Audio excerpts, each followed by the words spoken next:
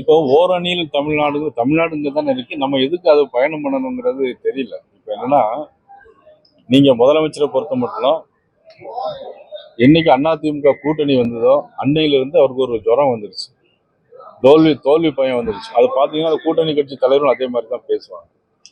இன்னைக்கு டெய்லி பார்த்தீங்கன்னா, நேற்று அம்பாசமுத்திரத்தில் 17 வயசு சிறுமிய போதைப் பொருள் பயன்படுத்தின ஒருத்தர் பாலியல் வன்கொடுமை பண்ணியிருக்கிறாங்க.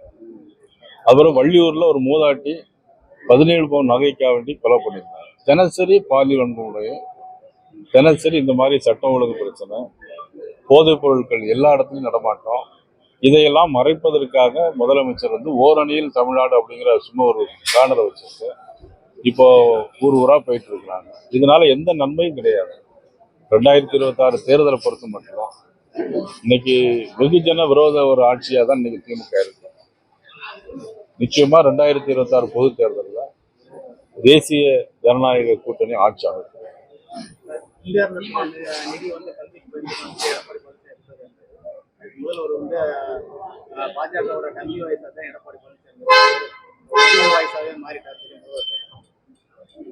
முதலமைச்சருக்கு இப்போதான் என்ன பேசுறதுன்னே தெரியல. மாண்புமிகு முன்னாள் முதலமைச்சர் அண்ணன் பழனிசாமி அவர்கள் பேச வேண்டிய கருத்தை தான் பேசியிருக்காங்க. இதுல பாரதிய ஜனதா கட்சியினுடைய கூட்டணி தோழமையில் நாங்க இருக்கோம். இதுல அவருக்கு டம்மி வாய்ஸா இருக்க வேண்டிய அவசியம் ஒண்ணும் இல்லை. சங்கிகள் கூட்டம் சொல்லி செயல்பாடு சொல்லியிருக்காங்க. அதை பத்தி மத மாநாடு, அரசியல் மாநாடு, பழனியில பேசுறது நடந்ததுதான் விருபக்தர்கள் மாநாடு. அதாவது இப்ப எங்க ப்ரொஃபசர் மாவட்ட தலைவர்லாம் இருக்கிறாங்க, நீங்களே கண்கூட பார்த்தீங்க. இருந்தாலும் நான் என்ன பேசுறேன் அப்படிங்கறத கேட்கறதுக்காக இந்த கேள்வி கேட்குறீங்கன்னு நினைக்கிறேன்.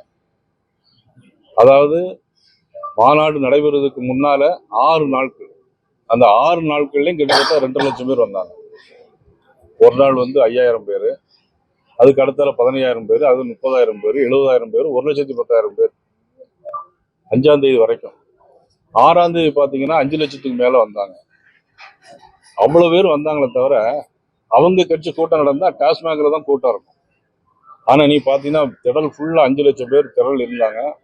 கூட்டம் முடிச்சுட்டு போகும்போது அமைதியா எல்லாரும் அந்த சேரை எடுத்து அடுக்கி வச்சுட்டு ஒழுங்கா போனாங்க.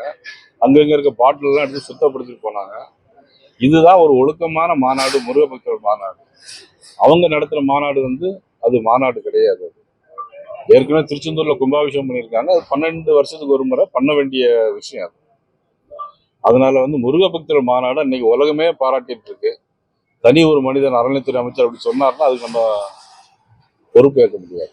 டயா பூஸ்டர் சுகருடைய ரிமோட் கண்ட்ரோல் இனி உங்க கையில. அனைத்து மருந்து கடைகளிலும் கிடைக்கும்.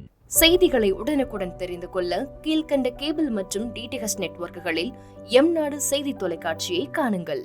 பாதகம் செய்பவரை கண்டால் நாம் பயம் கொள்ளலாகாது பாப்பா. மோதி மிதித்து விடு பாப்பா, அவர் முகத்தில் உமிழ்ந்து விடு பாப்பா. அண்மை செய்திகளை உடனுக்குடன் தெரிந்து கொள்ள இணைந்திருங்கள் எம்நாடு தொலைக்காட்சியுடன்.